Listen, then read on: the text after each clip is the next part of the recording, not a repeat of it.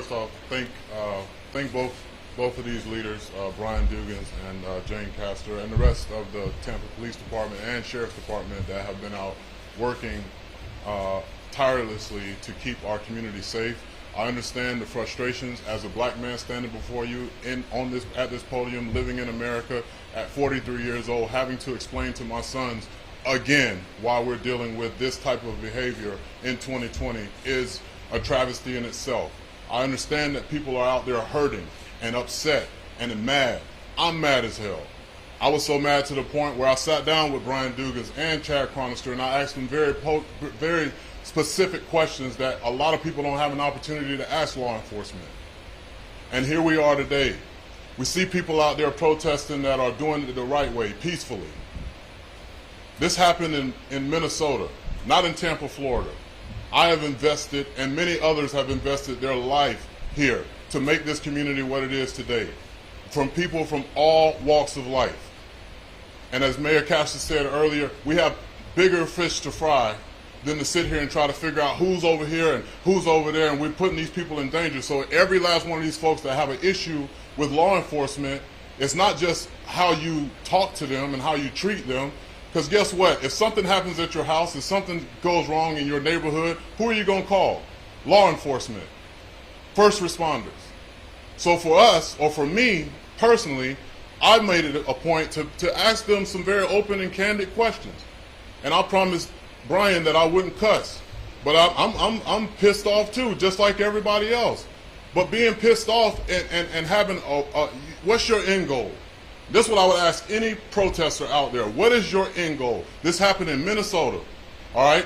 How can we take what happened in Minnesota and bring it to Tampa and figure out a way to build relationships with our law enforcement and hold them accountable? But not just our law enforcement agencies, our first responders, our people that are elected officials.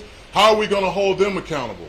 Because at the end of the day, every last one of us in here have children, family members, etc. that live in this neighborhood, live in this community.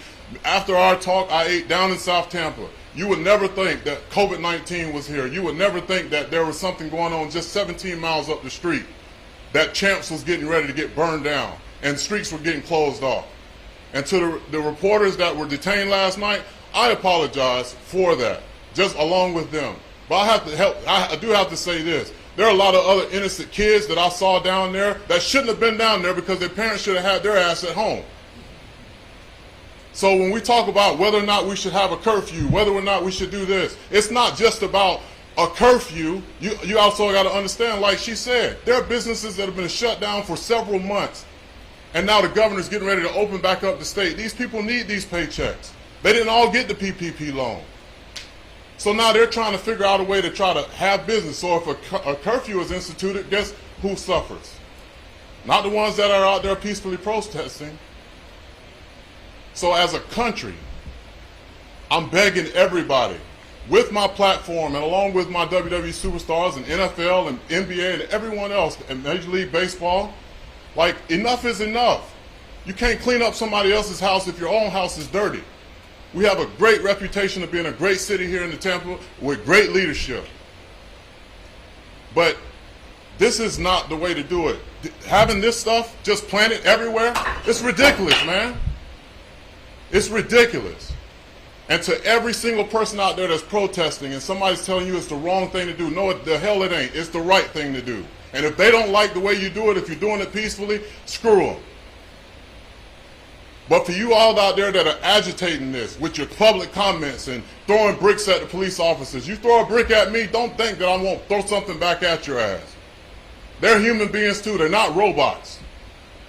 So for once, we as a country have an opportunity to come together and say, you know what, enough is enough for all races.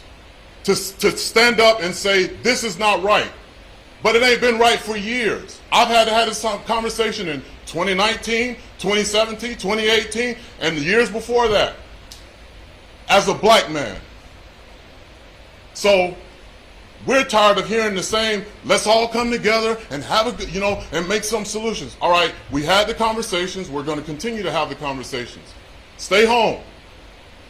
If you feel like you got to go out and damage something, stay home. If you want to go out and enjoy some time with your family because you've been cooped up in the house and been teaching your kids, like I don't know half of the stuff I've been trying to help my kids with. That's a reality. And a lot of y'all do too. You're laughing, but that's the truth. So you better hope to pray that in August school opens back up so we can go back to somewhat normalcy with our lives. And our kids don't realize how, far behind educationally we are. All right? I love this city. I love the people in this city from all walks of life. I can't sit up here and say all law enforcement is bad because law enforcement saved my life. If I didn't go to the Florida Sheriff's Boys Ranch, I wouldn't be standing here before you today. So I'm not somebody just sitting up here trying to be political. I'm not running for not one office, and I'm glad all y'all are here. So 10 years from now, 20 years from now, nobody will ever be able to raise their hand and say, oh, on such and such day, you say you'll never run for office. I'm telling you now, I'm not running for office. It's too much. I got to deal with what they got to deal with. I'm not built for that. But what I am built for is bringing people together. And that's why I'm here. I applaud you for being here. I know you have a job to do to cover every single thing, and everybody's looking for a story. Let's make the best story we possibly can for this area by telling everybody how Tampa did it the right way, how Tampa came together the right way, and how those that agitated things here and made things very rough for everyone else, how they were dealt with. You can't sit here and tell me that we should do something about 3 officers that are still going and being charged when you're out damaging property yourself. It's ridiculous to me. So I'm not in favor of people rioting and looting. I am in favor of people coming together and taking a stand. And that's exactly what we need to do as a community. That's what we need to do as a country. And I'm glad, I hope and pray white America, black America, Hispanic America, and every other portion of America takes this message of everybody matters, or Black Lives Matters, or however way you want to do it. We shouldn't even be in a conversation talking about who matters and who doesn't. What we should be talking about is how human beings should be treated and respected. And that's versus all colors, all cultures.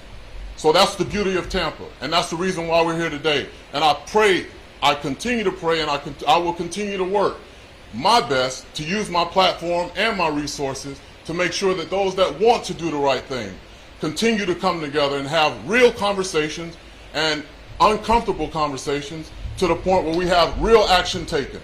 That's what it's all about. You can talk all you want, you can chant all you want, you can protest all you want, but until action is put into place, then we're all out here just blowing smoke.